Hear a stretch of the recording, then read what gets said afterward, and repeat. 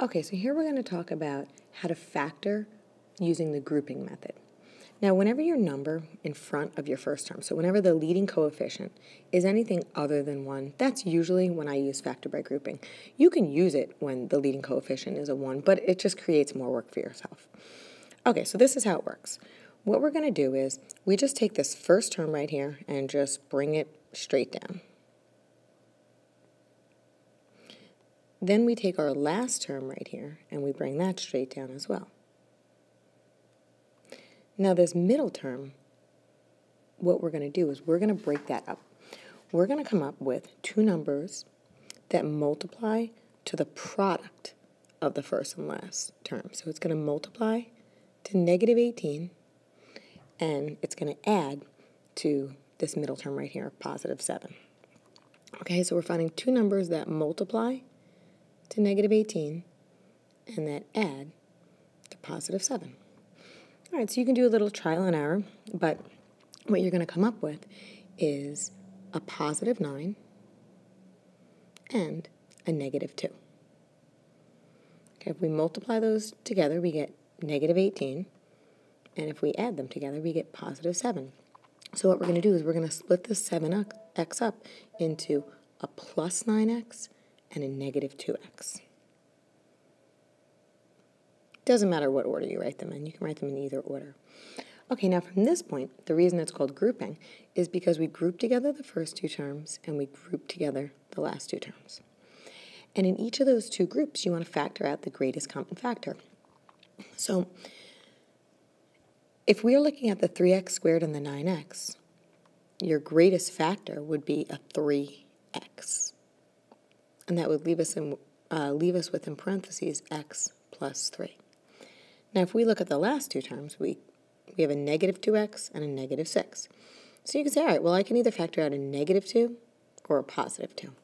Here we're going to want to factor out a negative 2 because that is going to leave us with an x plus 3 in parentheses. And when you do factor by grouping, you always want whatever's in your parentheses to match up. So they both say x plus 3. Now from this point, what we do is we take whatever's on the outside of the parentheses, so the 3x minus 2, and we can group them together in one parenthesis, so there's one of our factors. And then what we do is we take the common binomial, so this x plus 3, and we rewrite it just once. The reason, even though we see it twice in the step above, the reason why we only rewrite it once is because technically, think about it. If you were to take this 3x minus 2 and multiply it by the x plus 3, so if you were to take this answer, this is our final answer here, and multiply it out, wouldn't you first distribute the 3x to both terms, which is exactly what's happening in this step? And then wouldn't you also take the negative 2 and distribute it to both terms, which is exactly what's happening in this step right here? So this final answer right here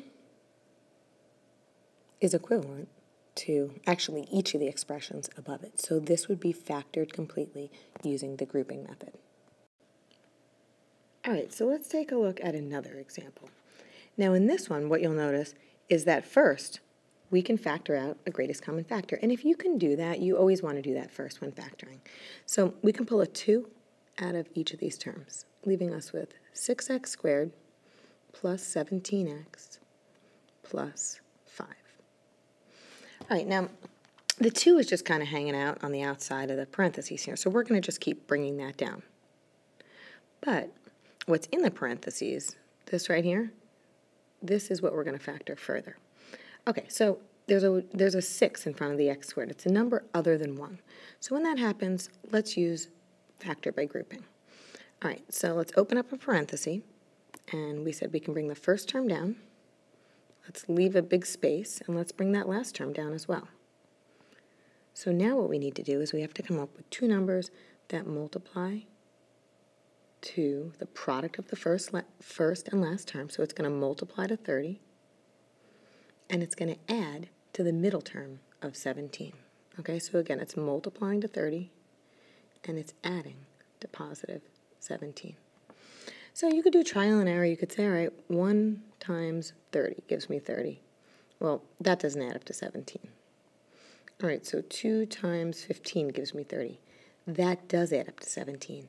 So what I'm going to do is I'm going to take my 17x and break it up into a positive 2x and a positive 15x. And again, it doesn't matter what order you write it in. You'll wind up with the same factors in the end. Just if you rewrite it in the reverse order. So if you write plus 15x and then plus 2x, your factors would just be in reverse order, which is fine.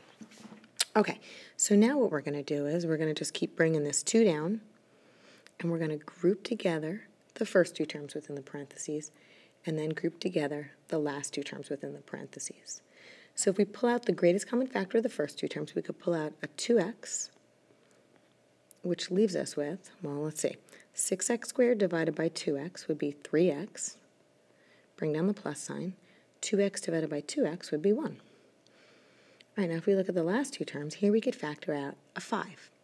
And make sure you write plus 5. Don't just write 5, because we're going to need to group that with the other term in front of the first parenthesis.